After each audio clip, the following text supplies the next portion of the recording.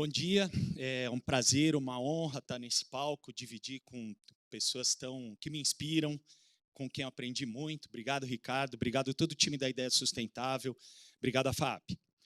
Bom, interessante a gente falaram aqui, né, da gente falar a nossa história, porque senão alguém vai falar por nós. Então eu quero dividir um pouquinho aqui a minha história. Eu sou profissional do mercado financeiro, onde eu passei 17 anos, inclusive no Banco Santander, Linda. E eu sempre convivi com um incômodo, que eu acho que nessa plateia de iniciados é fácil de falar. A Karen falou de propósito, né? Propósito era o que me faltava durante esses 17 anos em que eu passei no mercado financeiro. No ano de 2015, eu tive um feliz encontro com uma pessoa que eu havia lido na faculdade, mas que eu não tinha contato próximo com o trabalho dele, que é o fundador do microcrédito, Prêmio Nobel da Paz de 2006, professor Muhammad Yunus. Eu fui trabalhar na empresa dele com a ideia de que a gente financiasse aqui no Brasil negócios sociais. E o que são negócios sociais? Isso é um conceito que se explica pelas duas palavras. Ele é um negócio, então ele é sustentável, gera renda, gera lucro, mas ele é movido pelo que as ONGs têm de melhor, que é o propósito de causar uma transformação positiva na nossa sociedade. Essa foi uma experiência pela qual eu passei durante 6 anos, nós montamos um fundo, fizemos financiamento, e aí, Linda, novamente, era sim possível você ganhar dinheiro, ser rentável e causar uma transformação positiva na sociedade. Esse fundo até hoje existe, ele opera, já financiou mais de 15 empresas, já beneficiou mais de 8 milhões de pessoas direta ou indiretamente.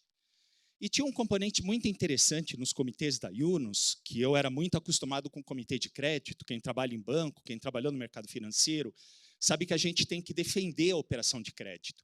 Você tem que defender que aquela empresa para a qual você está fazendo o financiamento, ela tem condição financeira de te repagar aquele empréstimo com os recursos sendo gerados pela atividade dela. Mas nos comitês da Yunus a gente tinha mais um ponto para defender, que é o impacto social ou ambiental. Então não bastava a empresa só ter condição de gerar o caixa necessário para repagar o empréstimo. A pergunta que ficava depois era, e o que ela vai fazer com isso? Qual é a transformação social ou ambiental que aquele determinado empréstimo está fazendo? Então, isso foi uma prática que eu incorporei e eu achei que isso fechou o circuito do meu propósito. Aquilo fechava a equação, porque eu dizia o seguinte, olha, eu estou usando as melhores metodologias do mercado financeiro, eu estou usando as melhores práticas do mundo dos negócios e estou conseguindo trazer uma transformação positiva para a sociedade através daqueles negócios que eram financiados. E aí me ficou uma provocação que é a seguinte, existe um conceito para quem faz gestão de recurso, quem toma conta de dinheiro investido, que é, você tem que analisar todo investimento sob a lógica do risco e retorno. Todo investimento ele tem um retorno esperado e um risco associado. Mas ele tem um terceiro componente, que é o impacto gerado. Todo investimento que a gente faz tem um impacto.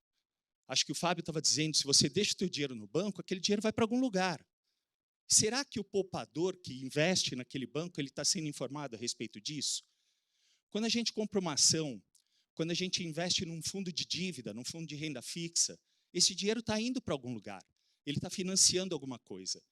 E aqui não cabe um julgamento moral sobre o que é certo ou sobre o que é errado, mas será que nós, como investidores, temos o acesso à total informação que seria necessária para a gente tomar essa decisão de investimento?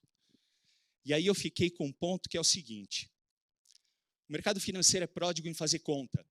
Eles se gabam de ser os grandes calculistas, né, sobre a forma de retorno de investimentos e assim por diante. Mas, novamente, a gente olha impacto e retorno, a gente olha retorno e risco. Por que a gente não coloca o impacto nessa conta?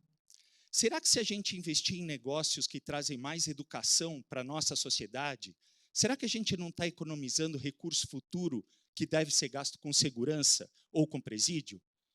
Se a gente investir em reflorestamento, será que a gente não economiza recurso futuro de combate à emergência climática? Se a gente investir em qualificação profissional hoje, a gente não está economizando dinheiro de programa de transferência de renda futura. Então, esse tipo de conta não entra na conta. Essa deveria ser uma forma dos investidores, acho que o Ricardo falou isso, o Fábio falou isso, os consumidores mudaram, os colaboradores mudaram, e os investidores também devem mudar. Talvez seja muito novo para a gente, ou muito cedo para a gente ter essa conversa. Mas o Fábio Barbosa, ele fala uma outra coisa que eu adoro, que é o seguinte: a gente demora para perceber que os nossos atos, as nossas ações, elas não estão corretas. A gente demora para perceber. E quando a gente olha 15 anos atrás, não é possível que as pessoas fumavam em locais fechados, que a gente andasse sem cinto de segurança. Isso não era possível. Mas com a visão de hoje, com a visão da época, aquilo é normal. E eu tenho um sonho que aqueles nossos consultores de investimento que te ligam, né? Escuta, você não quer botar o dinheiro aqui, o meu fundo é bom, te vendo aqui um CDB com garantia, uma LCI, uma LCA. Será que um dia esse cara vai se apropriar do discurso do impacto? E ele vai entender que quando ele vende um produto de investimento para nós, a gente também tem que pensar no impacto que ele está causando? É a isso que eu dedico minha vida, e é isso que eu dedico que cada um de nós temos um pouquinho desse tipo de pensamento. Se estima que hoje exista anualmente 20 bilhões de reais, segundo os dados do DIF, de recursos de filantropia, o que é ótimo. Filantropia é alguma coisa maravilhosa. Mas os recursos sob investimento são 7 trilhões de reais, segundo dados da Ambima. Se uma parte mínima desse recurso fosse usado considerando os impactos que ele gera, certamente a gente construiria uma sociedade mais sustentável e menos desigual. Muito obrigado. Bom dia.